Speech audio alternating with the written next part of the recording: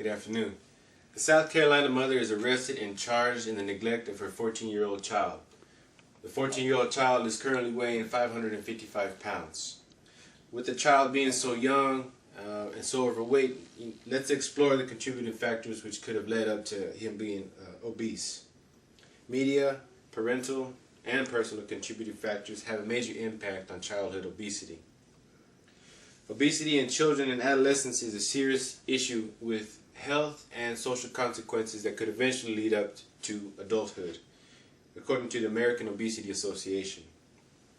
Marketing ads. Marketing ads are the biggest key role for fast food and sweet stuff for kids. McDonald's, Burger King, Chick-fil-A, they advertise that, you know, we have these certain toys if you buy our certain kids meal, Happy Meal. And you can also, once you do go to those restaurants, you know, upgrade to a bigger size. Obese people are the center of jokes.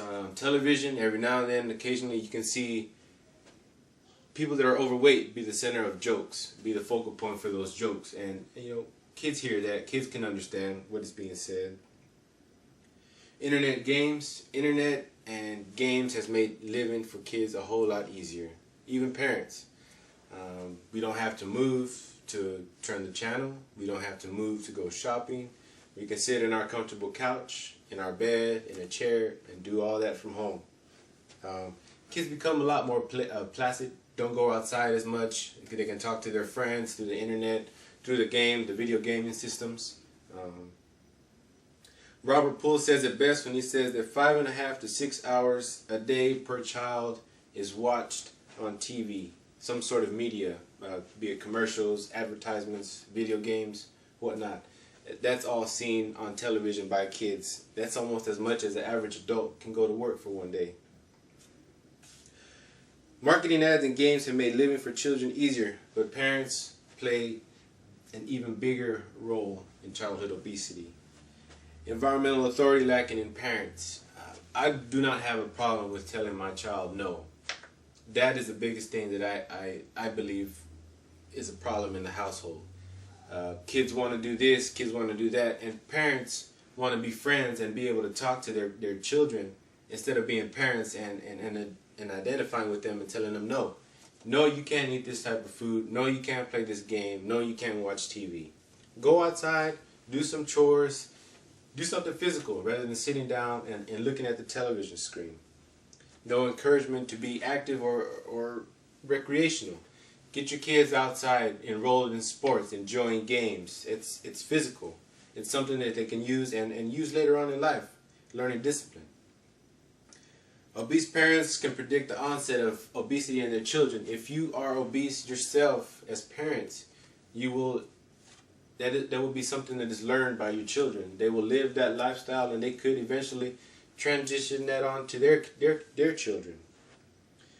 In words of Elizabeth Renner, collective effort for a healthy living by the whole family must be embraced before a child will decide to change their lifestyle.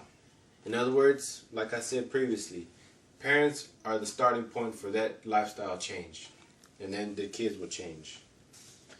Parents as caregivers provide food and encouragement, but personal factors need not be looked over. Okay? Body's use of energy. Kids need to understand that they need to be physical, active to burn energy that their body is storing.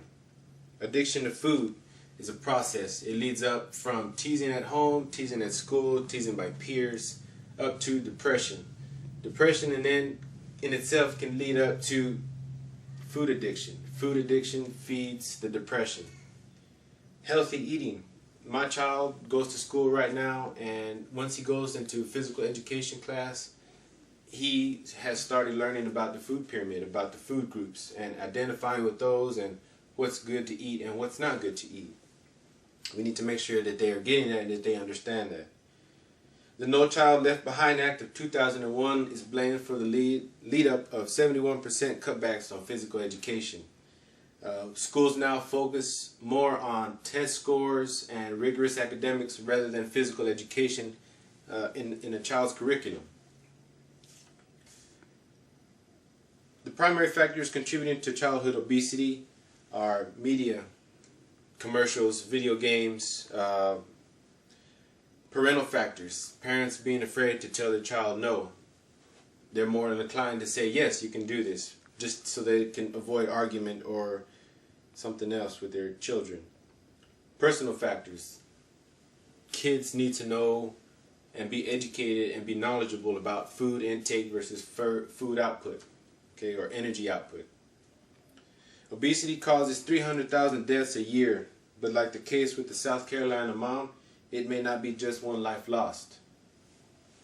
Okay, thank you very much for your time.